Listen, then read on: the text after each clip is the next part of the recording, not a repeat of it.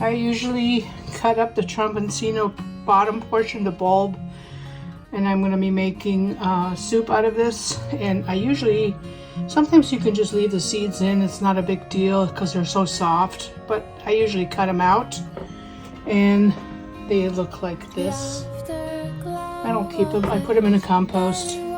I have carrot, onions, celery, and leek in here. And that's going to go in the pot first, then the Tromboncino, and then the broth. And this is how I chop my carrots. Very simple. And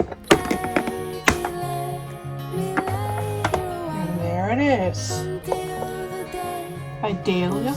It's this company, I think they're selling a newer kind now. Idalia Chop Wizard. Does an awesome job. And type meats you can cut up to put in the bottom of the pan. I cut up bacon. I'm going to also add some garlic, and I'm getting ready to make the soup.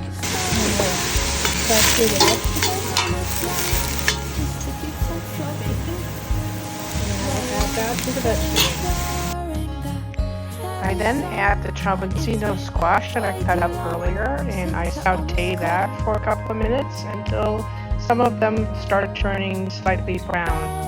After that, I add spices and keep sauteing until I add the liquids. I have 8 cups of bone broth and chicken broth in here. The chicken broth I use is from Costco, but your own stock is better. I added parsley, a little bit of cilantro, and what else did I add? Let's take a look. I added parsley. Basil. I added basil. These are all herbs dried from my garden. Now I have 8 cups of the liquid.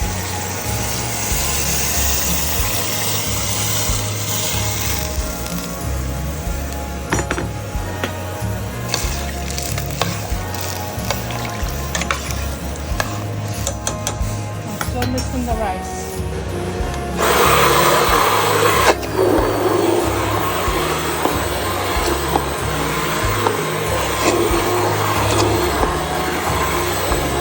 This is a great immersion blender, by the way. Wonderful. Anyway, I try to leave a couple of pieces whole just to have a little bit more of a body to the soup. Now I'm going to be tasting it and adding salt or whatever else is needed. And the soup is done. Tromboncino soup.